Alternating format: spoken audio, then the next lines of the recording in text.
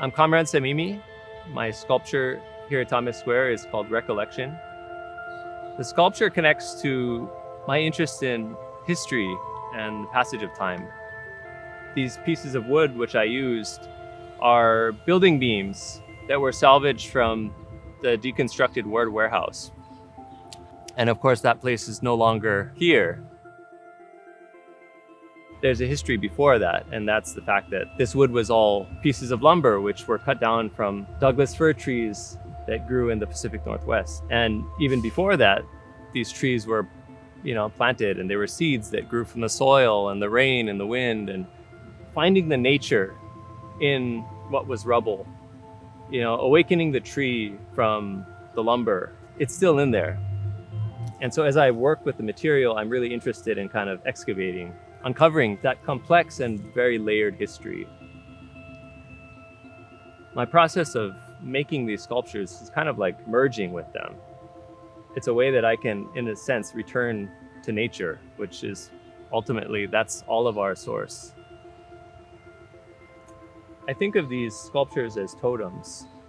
And what I mean by that is, they're objects with a spiritual significance.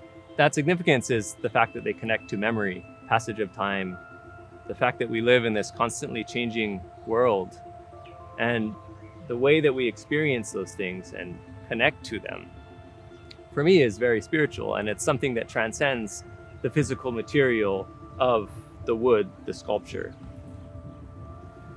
It's really cool to me that these sculptures get to live here at Thomas Square for the next year or so, and they'll have a chance to sort of be transformed by their time, out in the elements, exposed to the rain and the sun and the wind.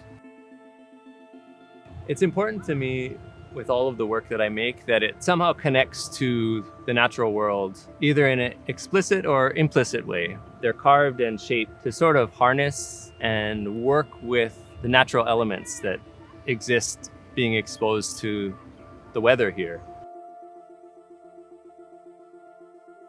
Sculpture, which is outdoors, it makes sense that it would change over time, because to make something that is supposed to last forever and persists despite the weather and the conditions around it, it's very kind of aggressive. And I'm more interested in kind of connecting with my environment rather than resisting it.